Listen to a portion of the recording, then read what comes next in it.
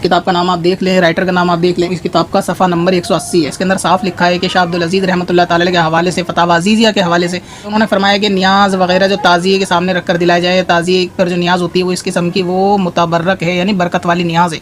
अब जिस किताब का हवाला दिया गया एक दफ़ा उस किताब को भी देख लेते हैं। मैं आपको फतावा अज़ीज़िया दिखा देता हूँ कि उन्होंने वाकई में ऐसा कहा है या फिर इस किताब के मुसन्निफ़ साहब ने उनके ऊपर एक झूठ और बहतान बांधा है ताज़िए को जायज़ करने की वजह से। उन्होंने फरमाया है अपने इस फतवे के अंदर कि जिस खाने पर इमाम हुसैन का इसाले सवाब किया जाए, नियाज वगैरह उसकी की जाए, फातिहा की जाए, उस पर दुरूद फातिहा और ये सब चीज़ें पढ़ी जाए तो वो खाना बरकत वाला हो जाता है। आगे आप इसके अंदर पढ़े, वो फरमाते हैं अलबत्ता वो खाना जो ताजियों के सामने रखा जाए, बल्कि असली कब्र के सामने भी रखना, इसमें मुशाबहत कुफार पाई जाती है, इस बिना पर इसमें कराहत है। दोनों बातें बिल्कुल जुदा जुदा हैं। किताब के अंदर तो ये लिखकर इल्ज़ाम लगाया जा रहा है शाह अब्दुल अजीज़ रहमतुल्लाह ताला अलैह पे कि उन्होंने कहा कि जो खाना ताजी के आगे रखा जाए वो बरकत वाला है। वो ये कहते हैं कि जो खाना ताजी के सामने रखा जाए वो कराहत वाला है।